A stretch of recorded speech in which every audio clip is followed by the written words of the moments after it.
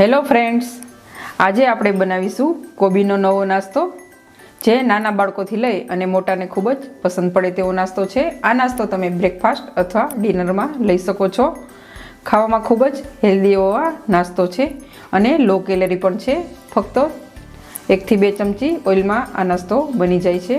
તો ચાલો જોઈ લઈએ કેવી રીતે બને છે આ કોબીનો નાસ્તો. કોબીનો નાસ્તો બનાવવા માટે મેં અહીં 2 કપ રવો લીધેલો છે.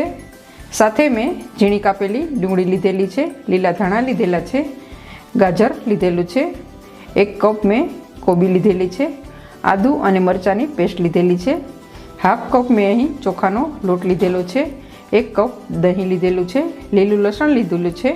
અને આ નાસ્તો આપણે સાઉથ ઇન્ડિયન સ્ટાઇલ બનાવીએ છીએ, તો અહીં મેં સાંભાર મસાલો લીધેલો છે. સૌપ્રથમ આપણે અહીં રવાનું બેટર તૈયાર કરીશું. મેં અહીં 2 કપ ઝીણો રવો લીધેલો છે. જો તમારી પાસે ઝીણો રવો ન હોય અને જાડો રવો હોય તો તેને તમે મિક્સરમાં ક્રશ કરી શકો છો. સાથે અહીં આપણે ચોખાનો લોટ એડ કરીશું. હાફ કપ મેં અહીં ચોખાનો લોટ લીધેલો છે. જો તમારી પાસે ચોખાનો લોટ ન હોય તો તમે ચણાનો લોટ પણ એડ કરી શકો છો. સાથે જ અહીં આપણે દહીં એડ કરીશું. દહીંની જગ્યાએ તમે છાશ પણ એડ કરી શકો છો. સ્વાદ પ્રમાણે અહીં આપણે મીઠું એડ કરીશું.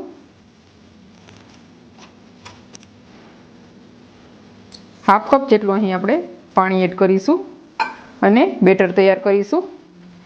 બેટર વધારે જાડું પણ નહીં અને પતલું પણ નહીં તેવું આપણે અહીં તૈયાર કરીશું. અહીં આપણું બેટર એકદમ સરસ તૈયાર થઈ ગયું છે.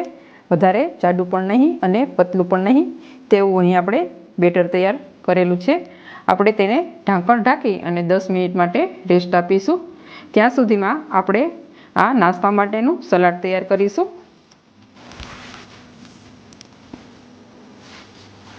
સૌપ્રથમ મેં અહીં એક બાઉલ લીધેલું છે. તેમાં આપણે ઝીણી કટ કરેલી કોબી એડ કરીશું. ત્યાર પછી તેમાં આપણે ખમણેલું ગાજર એડ કરીશું. ત્યાર પછી તેમાં આપણે ડુંગળી એડ કરીશું. ત્યાર પછી તેમાં આપણે લીલું લસણ એડ કરીશું. જો તમે લસણ ન ખાતા હોય તો તેને તમે સ્કીપ પણ કરી શકો છો. થોડા લીલા ધાણા એડ કરીશું. 1 ચમચી જેટલી આદુ અને મરચાંની પેસ્ટ એડ કરીશું. સાથે અહીં સ્વાદ પ્રમાણે મીઠું એડ કરીશું. 1 ચમચી જેટલો સાંભાર મસાલો એડ કરીશું. સાંભાર મસાલો એડ કરવાથી ટેસ્ટમાં ખૂબ સારું લાગે છે. ત્યાર પછી તેમાં 1 ચમચી જેટલો ચાટ મસાલો એડ કરીશું. લાલ મરચું પાવડર એડ કરીશું. તમારા ટેસ્ટ પ્રમાણે તમે લાલ મરચું પાવડર વધઘટ કરી શકો છો. અડધું લીંબુ એડ કરીશું. તમને આમાં જો ટમેટાં પસંદ હોય તો તમે ટમેટાં પણ એડ કરી શકો છો. આપણે એકદમ સરખી રીતે સલાડને મિક્સ કરીશું. અહીં આપણું સલાડ એકદમ સરસ તૈયાર થઈ ગયું છે. આપણે જે બેટર રેસ્ટ કરવા રાખેલું તેને આપણે ચેક કરીશું. અહીં આપણે બેટરમાં 1 ચમચી જેટલું આદુ અને મરચાંની પેસ્ટ એડ કરીશું. એકદમ સરખી રીતે મિક્સ કરીશું. આપણે આ નાસ્તો ઇન્સ્ટન્ટ તૈયાર કરી રહ્યા છીએ, તો આપણે તેમાં 1 ચમચી જેટલો ઈનો ફ્રૂટ સોલ્ટ એડ કરીશું.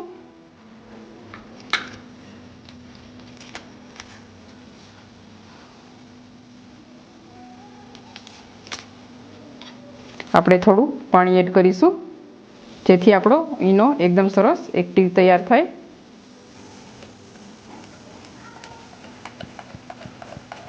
આપણો આ રવો એકદમ સરસ ફૂલીને તૈયાર થઈ ગયો છે. હવે આપણે આ ટેસ્ટી એવો નાસ્તો તૈયાર કરીશું.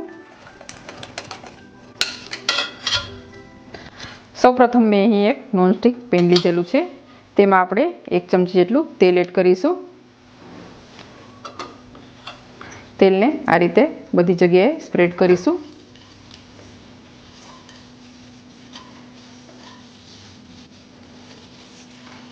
તમારી પાસે આ રીતનું નોનસ્ટિક ન હોય તો ઢોસા બનાવવાની જે લોઢી હોય છે તેમાં પણ તમે તૈયાર કરી શકો છો.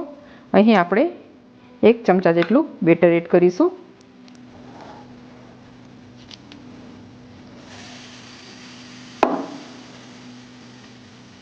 બેટરને આ રીતે થોડું ફેલાવી દઈશું.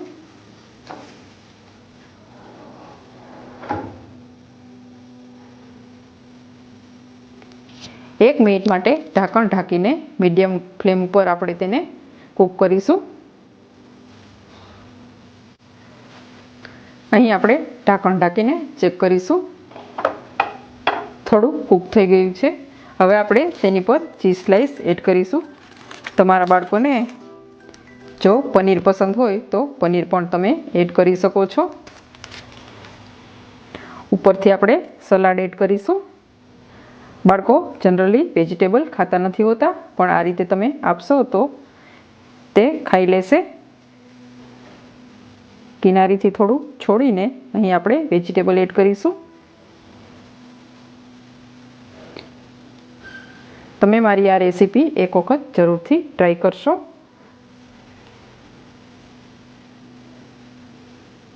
ઉપરથી આપણે થોડું બેટર એડ કરીશું, જેથી સલાડમાં તે કવર થઈ જાય.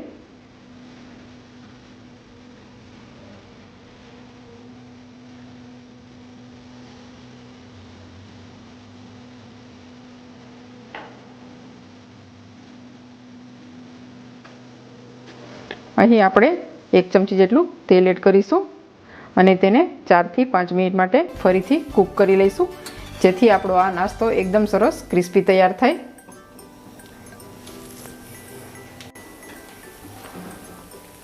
આપણે તેની સાઈડ ચેન્જ કરી લઈશું.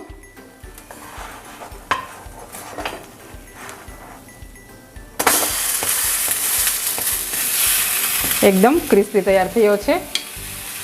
ફરીથી તેલ એડ કરીશું.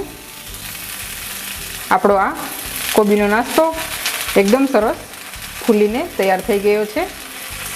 3 થી 4 મિનિટ માટે આપણે તેને કૂક કરીશું.